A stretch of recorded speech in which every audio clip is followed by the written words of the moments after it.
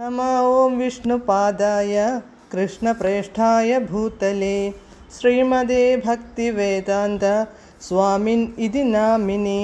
नमस्ते सारस्वते देवे गौरवाणी प्रचारिणे निर्विशेषशून्यवादी पाश्चात्यदेशतारिणे। जय श्रीकृष्ण चैतन्य प्रभु नित्यानन्द श्री अद्वैत गदाधर श्रीवासादि गौरभक्तवृन्द। हरे कृष्ण कृष्ण कृष्ण हरे हरे, हरे राम राम राम हरे हरे। हरे कृष्ण कृष्ण कृष्ण हरे हरे, हरे राम राम राम हरे हरे। हरे कृष्ण कृष्ण कृष्ण हरे हरे, हरे राम राम हरे हरे. പരമദിവ്യോത്തമ പുരുഷനായ ശ്രീകൃഷ്ണ ഭഗവാന്റെ കഥകളാണ് ശ്രീകൃഷ്ണ എന്ന പുസ്തകത്തിലൂടെ പറയുന്നത്. ഓം നമോ ഭഗവതേ വാസുദേവായ, ഓം നമോ ഭഗവതേ വാസുദേവായ, ഓം നമോ ഭഗവതേ വാസുദേവായ.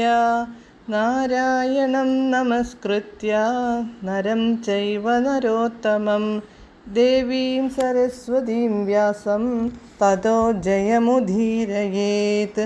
നഷ്ടപ്രായേഷു ഭദ്രേഷു നിത്യം ഭാഗവത സേവയാ ഭഗവത്യുത്തമശ്ലോകേ ഭക്തിർഭവതി നഷ്ടികീ. അധ്യായം 69.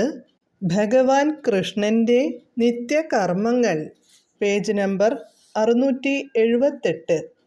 ഭഗവത്ഗീതയിൽ പറയുന്നത് പോലെ ഭഗവാന് ഈ ലോകത്ത് നിയതമായി ഒരു കർമ്മവും അനുഷ്ഠിക്കേണ്ടതില്ല. എന്നിട്ടും ഈ ഭൗതിക ലോകത്ത് മാതൃകാ ജീവിതം നയിക്കുന്ന ഒരു സാധാരണ മനുഷ്യനെ പോലെ അദ്ദേഹം പ്രവർത്തിക്കുന്നു. വൈദികമായ അനുഷ്ഠാന തത്വങ്ങൾ അനുസരിച്ച് ഭഗവാൻ ദേവന്മാരെയും ആദരിക്കുന്നു. ദേവന്മാരെയും പിതൃക്കളെയും ഉദ്ദേശിച്ചു നടത്തുന്ന ആരാധനയ്ക്കുള്ള നിയാമക തത്വത്തിനു തർപ്പണം എന്നാണ് പേര്. സന്തോഷിപ്പിക്കൽ എന്നാണു വാക്കിൻ്റെ അർത്ഥം.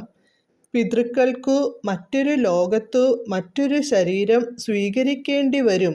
എന്നാൽ ഈ തർപ്പണ സമ്പ്രദായം മൂലം എവിടെയായിരുന്നാലും അവർ സന്തുഷ്ടരായി തീരും. തൻ്റെ കുടുംബാംഗങ്ങളെ സന്തുഷ്ടരാക്കേണ്ടതു ഗൃഹസ്ഥൻ്റെ ധർമ്മമാണ്. തർപ്പണത്തിലൂടെ പൂർവപിതാക്കളെയും സന്തുഷ്ടരാക്കാൻ അവനു കഴിയും.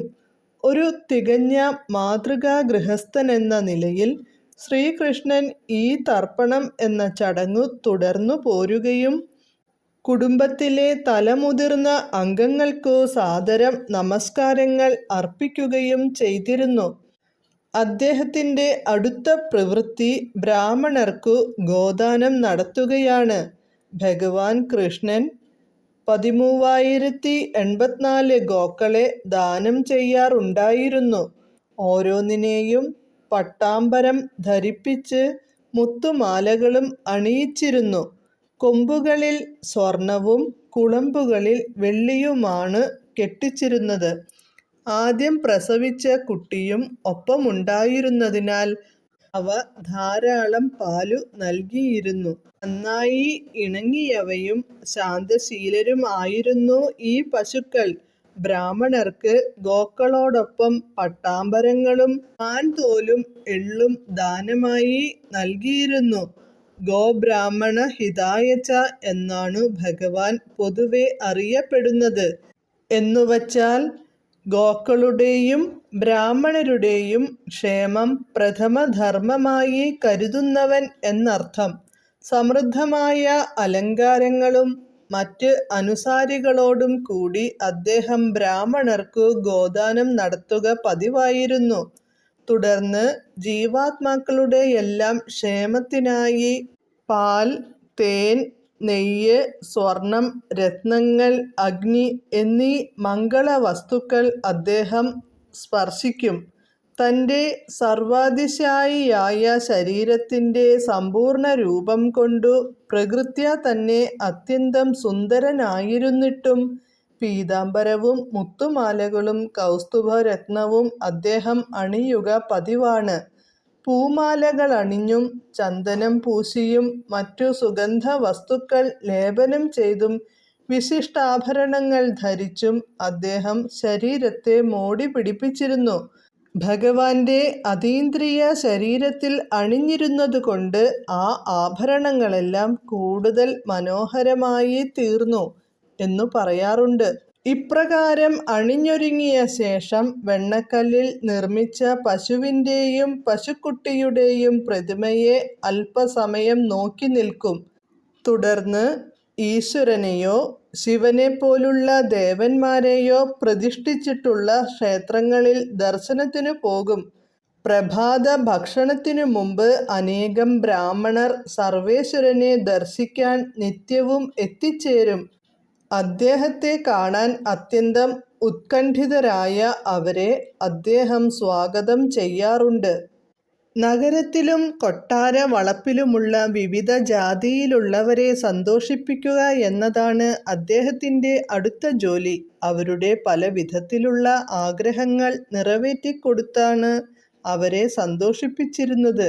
അവരുടെ സന്തുഷ്ടിയിൽ അദ്ദേഹവും സന്തുഷ്ടനാകും. അവർ സമർപ്പിക്കുന്ന പൂമാലകൾ, താംബൂലം, ചന്ദനലേപം തുടങ്ങിയ സുഗന്ധ വസ്തുക്കളെല്ലാം ആദ്യം ബ്രാഹ്മണർക്കും പിന്നെ മുറയ്ക്ക് കുടുംബത്തിലെ മുതിർന്ന അംഗങ്ങൾ, റാണിമാർ, മന്ത്രിമാർ എന്നിവർക്കും വിതരണം ചെയ്ത ശേഷം ബാക്കി വല്ലതുമുണ്ടെങ്കിൽ അദ്ദേഹം സ്വന്തം ആവശ്യത്തിനുപയോഗിക്കും. ഇപ്പറഞ്ഞ നിത്യകർമ്മങ്ങളും ചുമതലകളും നിർവഹിച്ച് കഴിയുമ്പോഴേക്കും രഥം തയ്യാറായി കഴിഞ്ഞിരിക്കുന്നു എന്നറിയിക്കാൻ രഥവുമായി കൂപ്പുകൈകളോടെ സാരഥിയായ ദാരുകൻ തിരുമുമ്പിലെത്തിയിരിക്കും. ഭഗവാൻ ഉടൻ തന്നെ യാത്രയ്ക്കായി കൊട്ടാരത്തിൽ നിന്നു പുറത്തു വരികയും ചെയ്യും. തുടർന്ന് പ്രഭാതത്തിൽ തിളങ്ങുന്ന രശ്മികൾ ഭൂതലത്തിലെങ്ങും വാരി വിതറിക്കൊണ്ടു രഥത്തിൽ സഞ്ചരിക്കുന്ന സൂര്യദേവനെപ്പോലെ ഉദ്ധവർ, സാത്യകി എന്നിവരോടൊത്ത് രഥാരൂഢനായി ഭഗവാൻ രഥയാത്ര തുടങ്ങും. കൊട്ടാരം വിടാറാകുന്ന സമയത്തു റാണിമാരെല്ലാം സ്ത്രീസഹജമായ ഭാവങ്ങളോടെ ഭഗവാനെ നോക്കി നിൽക്കും. അവരുടെ ആശംസകൾക്കു മറുപടിയായി ഭഗവാനുമായി തീവ്രമായ വിരഹവേദനയുണ്ടാകും വിധം അവരുടെ ഹൃദയങ്ങളെ ആകർഷിക്കുന്ന മട്ടിൽ ഭഗവാൻ പുഞ്ചിരിക്കുകയും ചെയ്യും. ഹരേ കൃഷ്ണ.